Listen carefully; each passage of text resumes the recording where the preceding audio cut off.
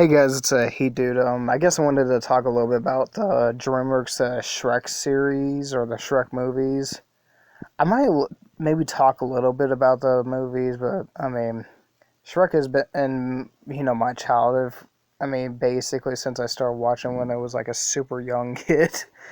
I mean, it was basically everybody knows how much of a success it was. Literally more than 20 years ago, like 23 years ago. Like mother God.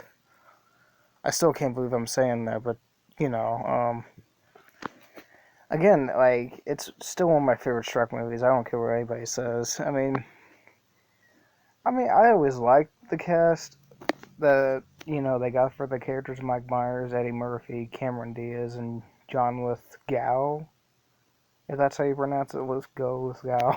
Again, I apologize if I butchered his name. But yeah, the one thing I didn't realize until years later is like they really had straight up fucking full on animated interviews with the actual Shrek characters, and I'm like, what the fuck? This was a thing when the movie came out? It's like they straight up literally went in the recording booth, recorded actual fucking dialogue for interviews for the characters.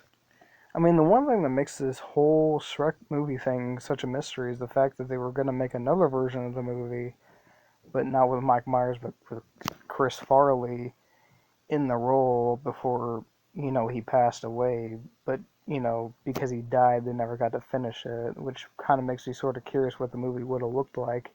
I mean, I guess now I know, most people now know what it would have looked like. It would have been claymation, stop claymation animation or something. I mean, it makes it look very early mid to late 90s or something.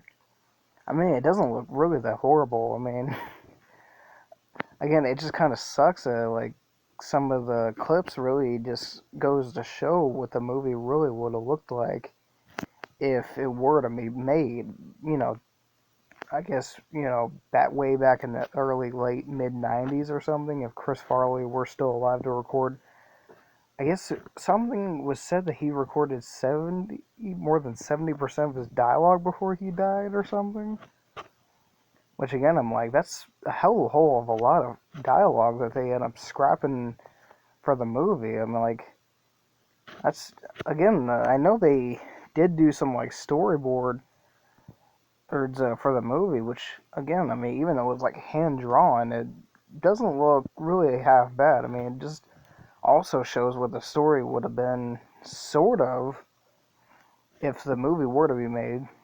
I mean, it does kind of show he kind of gets a little bit in a confrontation with Donkey and stuff. And, Shrek basically says he wants to know wants to let his parents know he can take care of himself, and which kind of seems really like a serious character type of moment. Like some of that stuff he did in Tommy Boy was kind of tacked on a little bit.